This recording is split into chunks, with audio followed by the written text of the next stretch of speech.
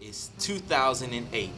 This is exactly 12 years to the month from the time when we first shot Be More Hacks, way back there in Baltimore in 1996. And it's been a long journey, time-wise, creatively, and financially, to get to the point to where we're able to finish this movie. You know, some folks may say, why did it take you 12 years to finish a movie? Well, we didn't know it at the time in 1996 when we were shooting the movie, but we were shooting a period piece. We weren't shooting a contemporary film. We just had to shoot it and then sit on it for a minute. But really, there was many journeys, many stories, and many adventures along the way. I started my film career at Black Entertainment Television, where I was actually working in television as a floor director / stage manager at BET. And it was at the time when there was a resurgence of black films. And then there was also people at BET who were doing music videos, as well as people in the Baltimore, Washington, D.C. area, like my boy Daryl Wharton. And Daryl Wharton was a filmmaker in Baltimore, and we met at BET through one of our homeboys there. So when Daryl got ready to produce his first feature film called Detention, he was ready to write, produce, and direct it. And I had cut my teeth doing short films, music videos, commercials, and things like that in terms of as producing. And so Daryl and I partnered together. I helped him co-produce his project Detention. You know, so we did Daryl's film in the summer of '96. Knocking that out inspired me to go ahead and finish the script for a film that had been in my mind for a long time called Hacks. And the idea was, our father lived in Baltimore. He moved there in 1987, and he eventually became the first African American health commissioner and the youngest health commissioner in Baltimore. And so for us, Yoy and I, we were grown by the time he moved there. So I would dip in and out of Baltimore. So I remember going to Baltimore one time, because it was when I was working at BET, and I got up to Mondawmin Mall and I heard somebody say, "Need a hack? Need a hack?" I said, "Huh?" He said, "Hey, you need a hack?" I said, "What?" He said, "You need a ride." I said, "Yeah, I do." and it was just weird to me, because I was like, hold on, these are strangers, you know, offering you rides. Do you trust them? I mean, in DC, you wouldn't do that. You know, somebody calls and say, "You want to ride at DC?" You're like, "Nah, dude, you know, you may.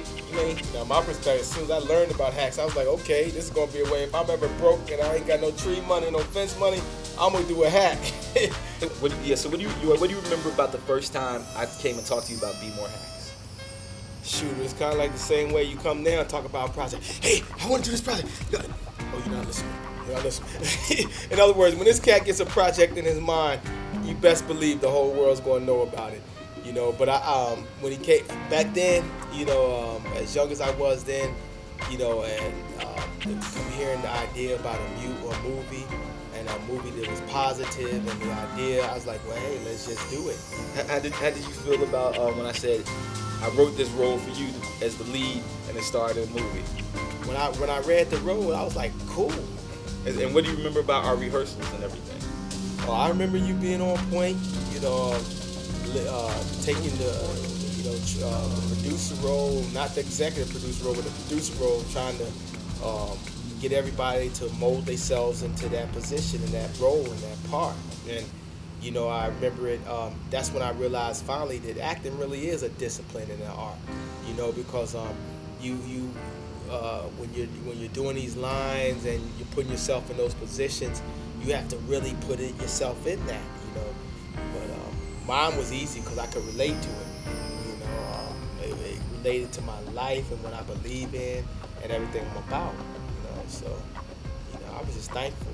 You know, I was glad to be doing a work that felt positive. You know, it was something that was in line with everything at this point that I had trained myself to be about. Because after I did leave Hampton, I had trained myself not to do anything unless it dealt with God, people, life, and truth. And that's all I'm trying to deal with. And that was a beautiful project.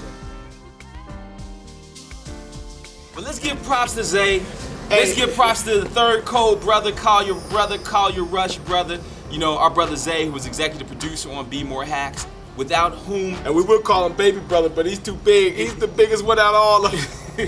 The big baby brother. You definitely got to give props to our brother Zay, who was executive producer on this project. 25 years old, as a freelance programmer, He invested $25,000 in this project. Wow. Without Zay, there would be no project, no Be More Hacks. So we want to give props and much love to you, man. And shout out to all our family and folks in Austin, Texas, in Columbia, Maryland, in Waverly, Tennessee, in Baltimore, Maryland, in Los Angeles, California, and worldwide. What's Bill's last name? Dufour. William Dufour. Chihuahua Bill. Dufour. Bill That's is something right. else, man. I Chihuahua love Bill, Bill, man. Executive producer. Dean Harrison, executive producer, co-executive producer. Akita Mashaka. These are all people who put money into this project over this 12-year period, without whom there would be no project. And I definitely gotta give props right now as well to the editors, Matt Gottschalk, Andrew Frazier, Ryan Molina, without whom there would be no project as well.